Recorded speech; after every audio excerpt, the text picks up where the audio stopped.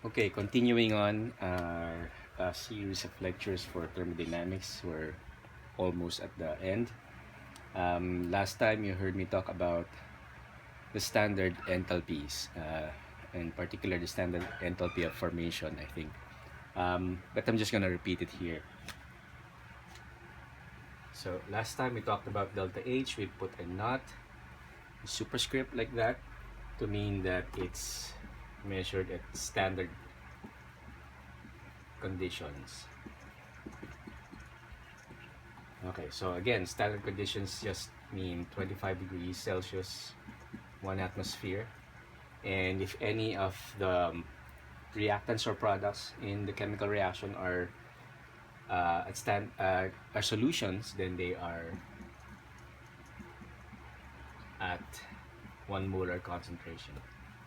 Okay, we use this, of course, because remember that this delta tells us that it corresponds to a difference between final and initial states, and because of that, and because there's no reason for you to choose just one particular initial state, there's always an arbitrary choice of what that is. In this case, that arbitrary reference state or arbitrary initial state is the standard state. Okay. So where do we use standard enthalpies? Last time we wrote that in terms of enthalpies of reactions and how we can get them from a supposed arbitrary number of steps. So again, last time, the example of Hess's law is that we try to find a set of reactions that can sum up to a reaction for which we're trying to find an enthalpy for. So that's yun yung last na example natin. Naghanap tayo ng enthalpy of reaction para sa isang chemical reaction na broken down into hypothetical steps. Okay? So this time, let's just give it a bit more flavor. And I'm just gonna pull up combustion example.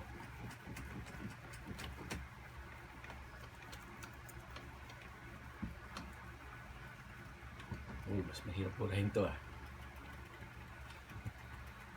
Hirap niya burahin. Alright. So let's just use our example from before, and let's say that it's the combustion of gaseous methane. So what we want to do is, anyway, let's just to make it simple. Last time I think I used C2H4, and we have CO2 plus H2O. Again, this is gas, and this is liquid, because we're trying to look at this reaction in the standard state. So this has to be liquid because we know that water is liquid at 25 degrees. Alright, so let's try to balance the equation. We have a 2 here and also a 2 in here. So may 2 dito, 2 din doon. Tama ba? 4, C. Okay. Now, we can, again, like last time, we can think of a set of equations that would sum up to this. Or, we can use this set of equations.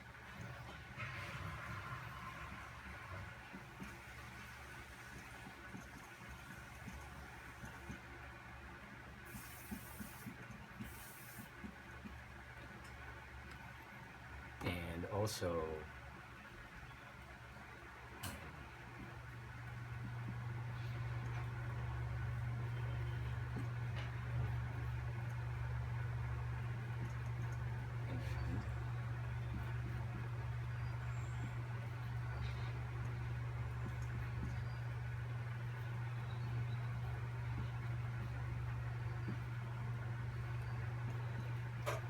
okay, we can also use this set of equations to arrive at this particular reaction. Now, this choice of equations are not arbitrary. I don't need to suddenly come up with them.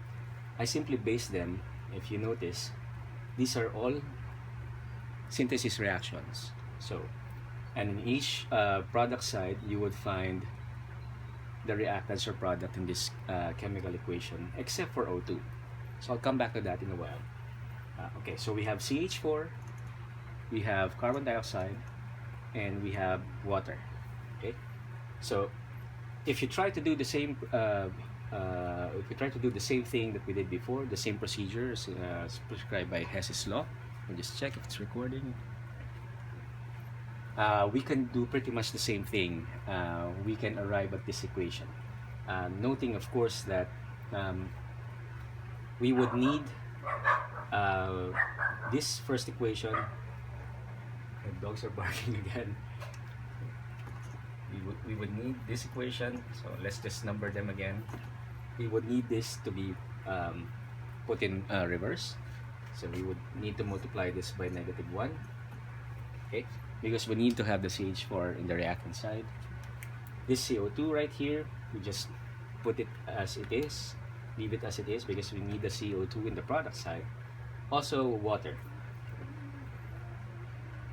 So in this case, you would immediately note that if this is reversed, so I just multiply everything else by 1, because that's okay, all of them are in the same positions.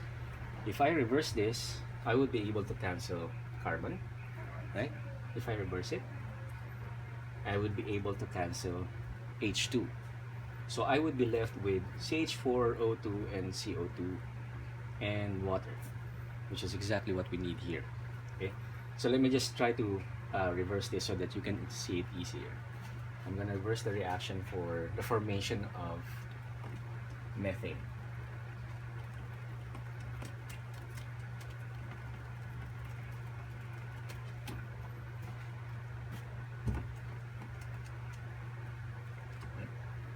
So let's just remove all of this. And then we have CH4 gas from carbon solid plus 2H2 gas. Okay? So I reversed the compound formation for methane so that it would look like this. I did that because I need methane to be on the reactant side in this overall equation. So again, here you would see that it becomes obvious. I can remove this, I can remove this, and pretty much that's it.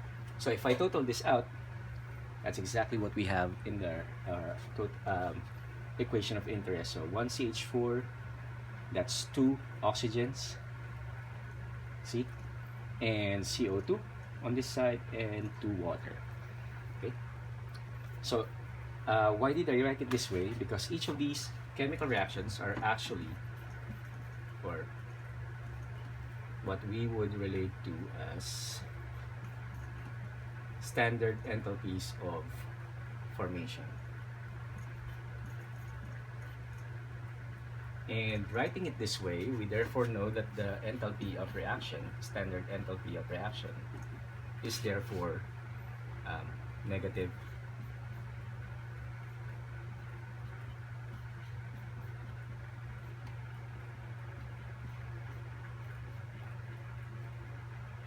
The same thing that we did earlier.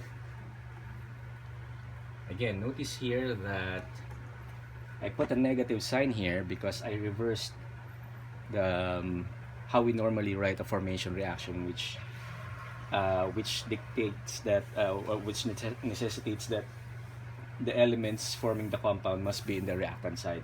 So here we reversed it, so it becomes it was put in the it was placed in the product side. So that's why we have the negative sign. Again, all of these are formation reactions because a compound is at the product side, one compound is at the product side, and the elements of that compound are in the reactant side. So standard enthalpies of formation, this is how you would sum them up. Again, the negative sign because this one is reversed. And the way we do it here, if I'm going to reshuffle this thing, I'm just gonna okay, so just remember what I wrote here. If I come back to this, okay, I'm just gonna remove the set of equations now. because we already know that we just applied the same principle, the same process, or the same procedure that we did before in our first explanation of Hess's law. Geez, this thing is difficult to erase. Whew. What a workout. Oh.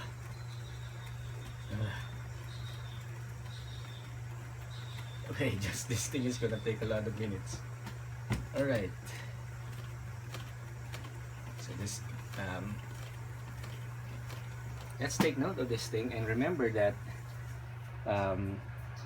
the standard enthalpy of formation 1, see we labeled it with the numbers like earlier, corresponds to the formation of methane. Whereas the enthalpies of formation for 2 and 3 correspond for the formation of carbon dioxide and water respectively. Okay. Now note that we don't have a term for the formation of oxygen. I'm going to come back to that in a few minutes. I can also rewrite this in a more convenient form of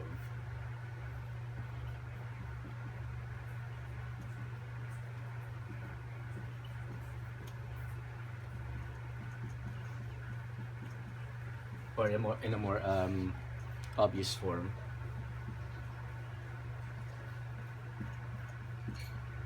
Where, upon inspection, you would find that this is the sum of enthalpies of formation for products minus, okay, I'm just going to use the summation symbol because, you know, we're trying to generalize it here.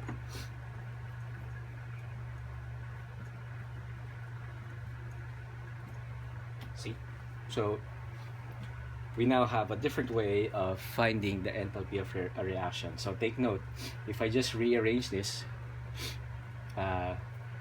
it would look like I'm just subtracting the sum of enthalpies for the products, enthalpies of formation for the products. I am subtracting rather the sum of enthalpies of reaction for the reactants from the sum of enthalpies of formation for the products. Okay, so products minus reactants. That's the second way of finding the enthalpy of reaction. And note here that what we're missing here in our case is that if we try to do this, earlier, if you remember, we actually used 2 moles of H2 to form 2 moles of water. If you don't remember, just come back to a few minutes earlier in the video. That's 2H2 plus O2 becomes 2H2O. Now note that because we automatically multiplied the formation reaction by 2, we have to multiply the corresponding enthalpy by 2 as well, because the standard enthalpy of formation of water is for 1 mole of water, and here we use 2. So to make this, to make all of these equations correct, to make all of them correct in terms of the extensivity of enthalpy and to be consistent with our idea of stoichiometry, we would need to multiply this part by 2 and also this part. Okay. This is the enthalpy of formation of, sorry, I used the wrong. The last equation was the formation of water, so it should have been on this side. Plus 2. Alright, so I just added a 2 before the enthalpy of formation for water. That's number 3 in how I wrote the set of equations. So I need to put 2 there and 2 here as well. Okay, but here I didn't write it explicitly, but the general sense, the general way of writing this equation actually involves the use of coefficients as well. So the enthalpy of a reaction is actually, to be more precise, sorry about that, I'm just going to remove this. to use a more general way of writing the second way of finding the enthalpy of a reaction. Again, this is products minus reactants. I'm gonna make it complete by adding by incorporating coefficients in the balanced chemical equation, m and n. So m here would correspond to the different coefficients for each product, and n would correspond to the coefficients for each reactant. So you multiply the enthalpy of formation for a reactant with its coefficient in the balanced chemical equation, and you do the same thing for the products. And then that's when you add them up and get this difference this way. Okay, so no, again, that's because enthalpy is extensive, and so therefore it should follow the same rules that we have for moles in stoichiometry. So if there are two, for example, in this case, the reason why we have this 2 here again is because we're using 2 moles of water, not 1. So the enthalpy of formation of water corresponds to the formation of 1 mole of water, not 2. And so therefore, we have to multiply it by the factor 2, because that's what's implied, that's what's indicated in the balanced chemical equation. So that's why we have it here. And this part is where we have the m. So m for the third reaction is 2. M for the second reaction is 1. There's only one enthalpy of formation for the reactant side, and its coefficient is 1. Okay. Now, why don't we have O2? Obviously, when we wrote the set of formation reactions, it comes out naturally. But another reason is that you should remember that the knot here corresponds to the standard conditions, and in standard conditions, oxygen would exist as a diatomic in the gaseous state. So why do I need to say it like that? It's because if we say it like that, we therefore becomes obvious that we don't need to assign it a value of enthalpy of formation, because it would automatically be like that in the standard state. So it would be similar to, diba, if you have delta H, it means final minus initial. So for an element existing in its standard state, it would be like the final and initial states are the same. Kasi diba sinabi natin, the initial state in our notation of the knot means that it's at standard conditions. So, and for an element in its standard state, the standard condition, which is the initial state, is also the final state. And so the delta H of formation of an element in its standard state is 0 all the time. Okay, just remember that. And that's why we don't really need to put a term for that here. Okay, and also note that in this case, the way we wrote enthalpy of reaction here, it's like it's analogous to how we identify the delta, which is final minus initial state. And in here, we symbolize that final state as the products. The initial states are the reactants. So it's still final minus initial. So I hope you got that. And so in this case, if the enthalpies of formation are given, you don't have to do the same procedure we did in the last video. You immediately get the enthalpy of reaction this way. Pay attention to the coefficients. It has to be the coefficients of each reactant or product in the balanced chemical equation. Okay. Oh, that's much easier. Oh no, it's not.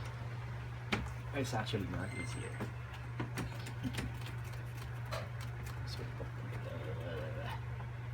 Ooh.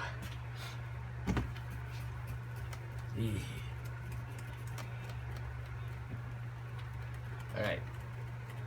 So we have two procedures to get the enthalpy of reaction so far. And we're always looking at it in terms of the standard state or the standard conditions. We're using the notation of knot. So that's delta H knot.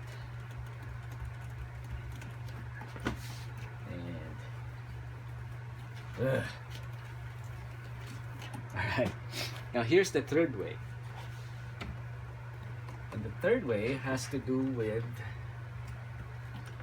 I'm gonna write the same equation as before.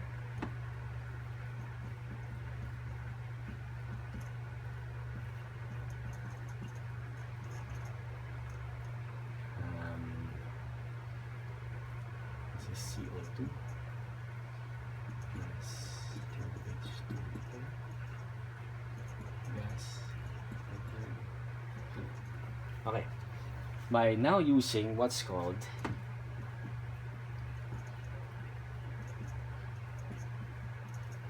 or the bond dissociation energy. Okay, so bond enthalpy or bond dissociation energy. I'm just not gonna write the second phrase. It's just too long. So bond enthalpy or bond dissociation energy, and this is the energy that you need to break a bond. Okay? So the process that we're looking at here is bond breakage or bond formation, and each of these compounds will have an energy that is a sum of the bond enthalpies that they have. Okay, so what do I mean? I'm just gonna make a separating line here to show you the reactant side and the product side. Okay. So what sort of bonds do we have? Just don't pay attention to, just someone's calling.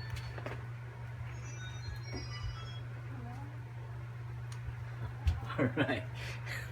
It's so fun to do this at home. Anyway, so what are the bonds that are involved in this reaction? In the reactant side, we have a C2H bond coming from CH4. So why do I say that?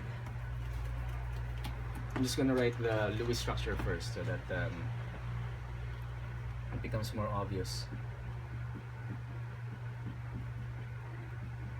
And then we have O2. And on the product side, we have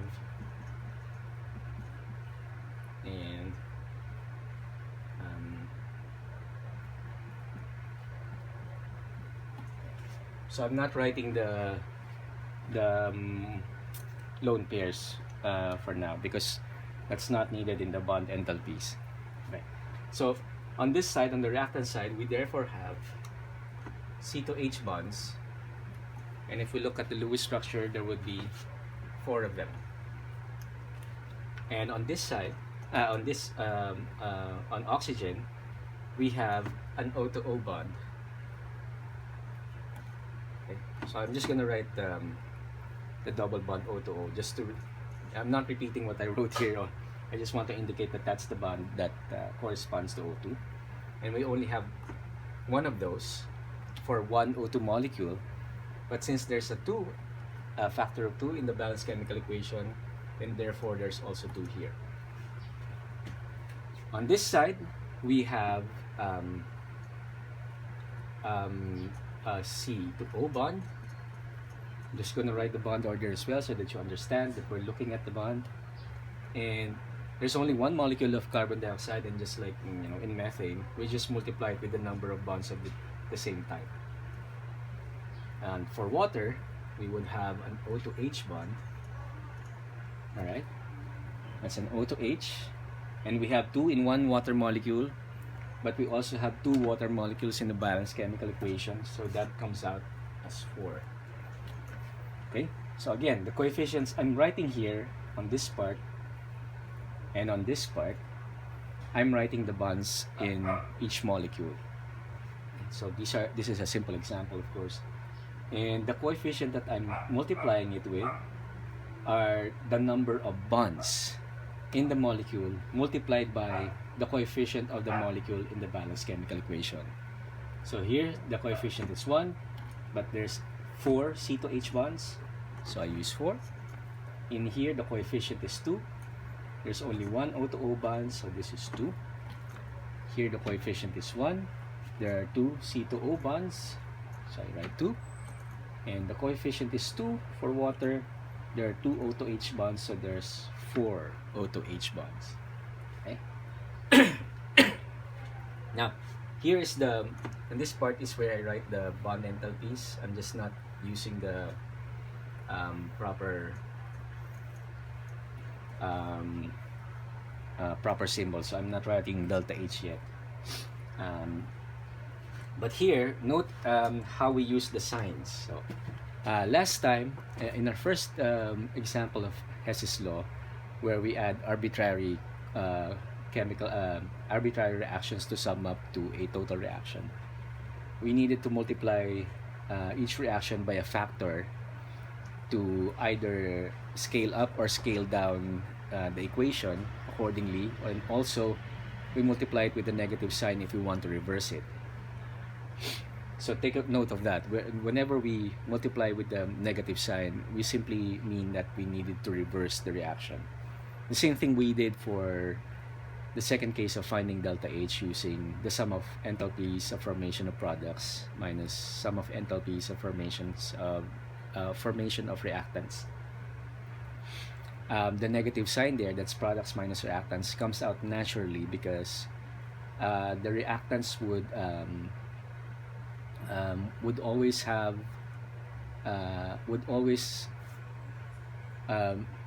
the reaction equations for the enthalpies of formation for each reactant would necessitate that we multiply the formation reaction equation by -1, because we always need to have the product, the compound, in the reactant side. Okay, paano ko ba papadaliin yun? Yung mga reactant compounds natin, di ba, dun sa equation na gusto natin, ito, this example, that's CH4 and O2. If we write their formation reactions, yung CH4 would be in the product side. Pero kapag kailangan na natin siyang i-total with all of the other formation reactions, kailangan nasa reactant side siya kasi yun yung nasa total equation eh. So, naturally, all reactant molecules, we multiply their formation reaction equations by -1. So, para mapunta sa reactant side pag sinum up na natin. Okay. Yun yung effect ng mga signs for the first two ways of finding the enthalpy of reaction.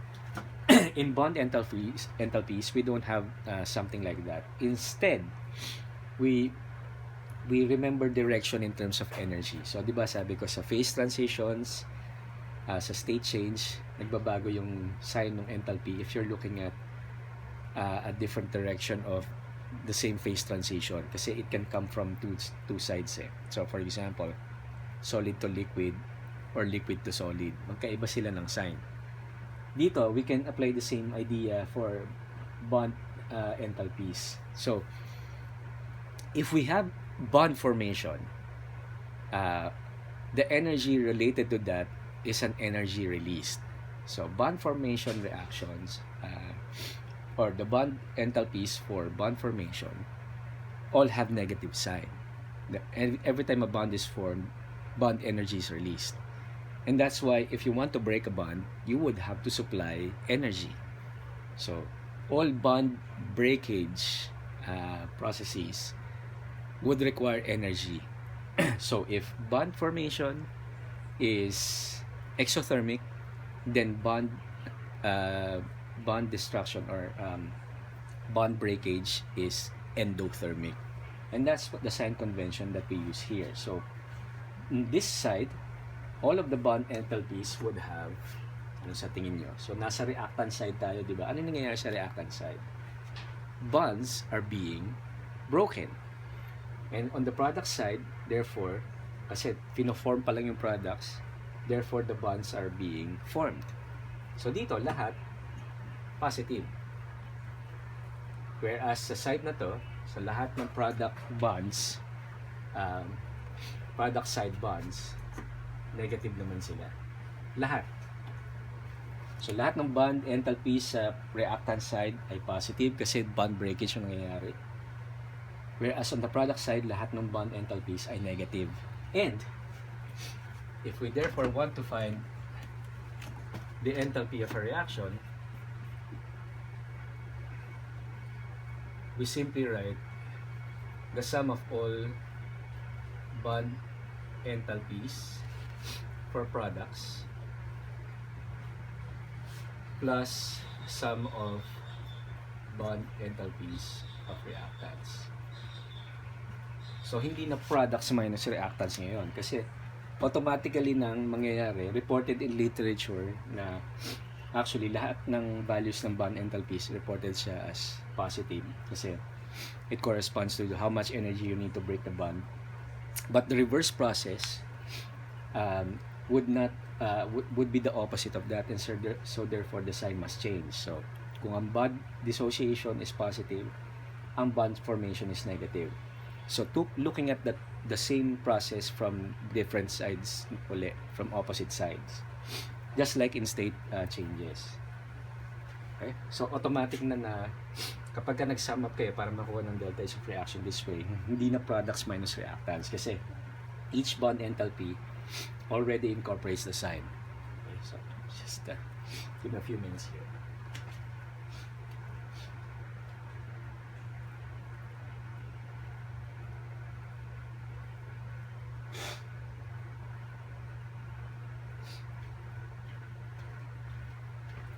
Okay, hindi yung COVID-19 na allergic reaction lang kasi the electric fan is pointed at my face. Okay, so ganito na. So ulit yung first na application ng Hess's law is arbitrary reactions is a sum up lang. Yung second case ng paghanap ng enthalpy of reaction using Hess's law, that's the sum of enthalpies of formation ng products minus sum ng enthalpies of formation ng reactants. And this would be the third.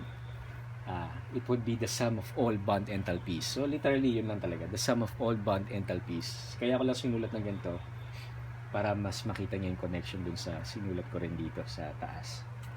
Pero in reality, it's just the sum of all bond enthalpies where the bond enthalpies corresponding to the reactant side are given a positive sign, whereas all of the bond enthalpies related to the product side are all given all of the bond enthalpies in the reactant side are all given a positive sign. All of the bond enthalpies in the product side are all given a negative sign. So that's the third. Okay, so that completes our discussion of enthalpies. So this is just a short video kasi mali-mali it got the wrong timings last time. So instead of just starting the new topic here, I'm gonna cut this one off for now and then start a new topic with a new video. So see you next time.